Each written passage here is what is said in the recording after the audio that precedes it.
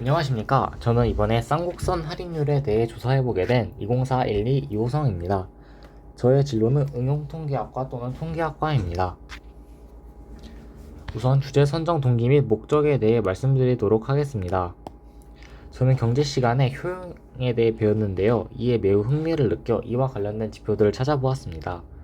사실 효용이라 하면 굉장히 추상적인 지표인데 가장 명시적 지표 중 하나인 그래프 중 기하에 나오는 쌍곡선과 관련된 지표로서 쌍곡선 할인율이라는 것이 있어 이에 흥미를 느껴 탐구해보게 되었습니다. 다음으로 탐구 내용 및 과정에 대해 말씀드리도록 하겠습니다. 그러기 위해 우선 간단한 예시를 하나 들어볼 건데요. 오늘이 목요일이라고 하고 수행평가를 해야 되는데 월요일날 제출을 해야 된다고 해봅시다. 그럼 그 사이까지 텀이 있을 겁니다. 금, 토, 일.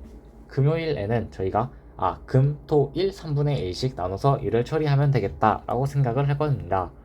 하지만 막상 금요일이 된다면 그냥 토요일로 미뤄야지 하고서 일을 미룰 것입니다. 그러고는 토요일이 되면은 토요일에는 그냥 일요일날 해야지 하고 미룰 것입니다.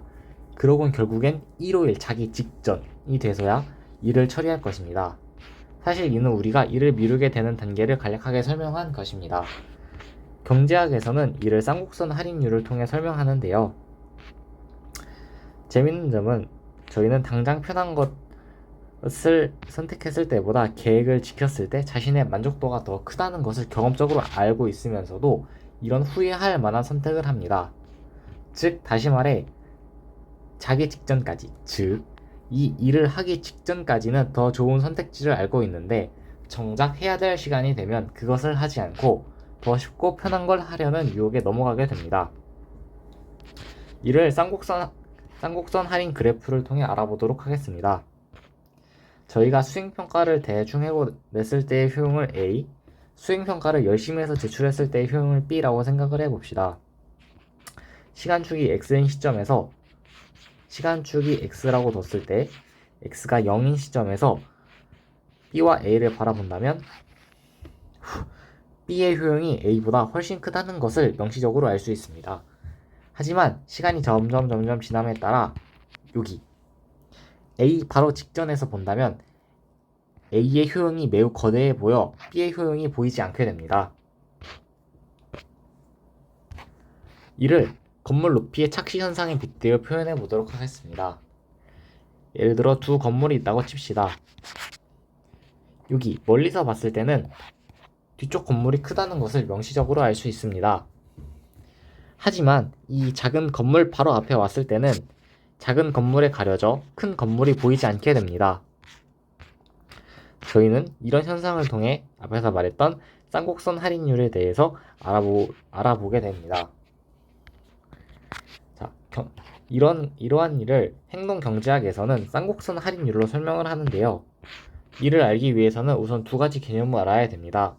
지수적 할인율과 쌍곡선 할인율에 대해 알아야 합니다.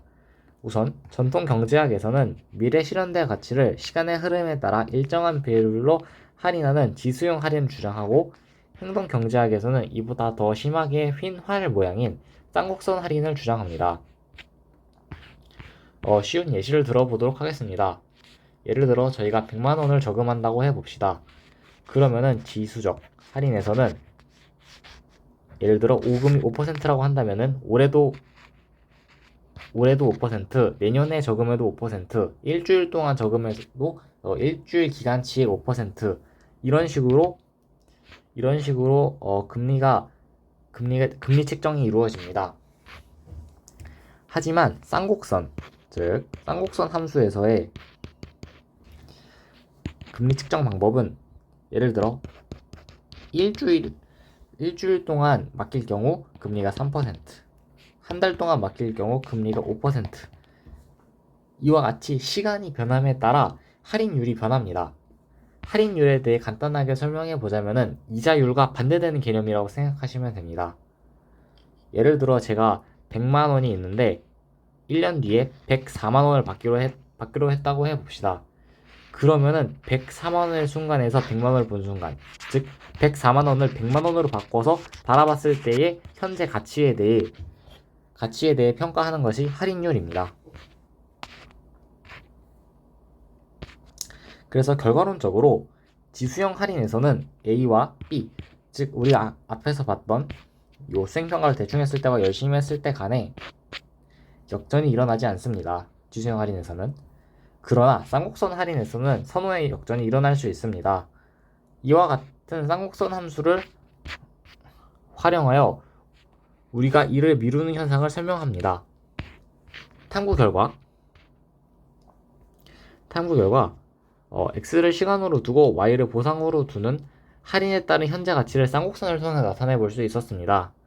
이는 기존 전통 경제학의 틀을 벗어난 행동 경제학의 이론 중 하나입니다. 효용의 할인율을 나타낼 때 지수 함수 정도로는 급격한 정도를 표현하기 부족하여 쌍곡선 함수까지 활용한 것을 알 수 있었습니다. 마지막으로 활동 후 소감입니다. 사실 기하 시간에 쌍곡선에 대해 배웠을 때는 주로 첨단 과학에서 사용되는 사례에 대해서 많이 배웠습니다. 하지만 이에 대해 좀 더 찾아본 결과 이러한 2차 곡선이 경제학에서도 쓰일 수 있다는 것을 알게 되었습니다.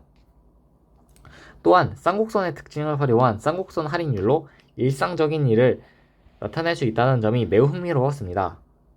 사실 쌍곡선 할인율을 만드는 것도 특정한 공식이 있었을 텐데 이러한 효용이라는 굉장히 추상적인 수치를 공식으로 만들고 어떻게 구체적인 수치로 표현할 수 있었는지, 어떻게 그래프화 시킬 수 있었는지에 대해 좀 더 알아보고 싶습니다. 감사합니다.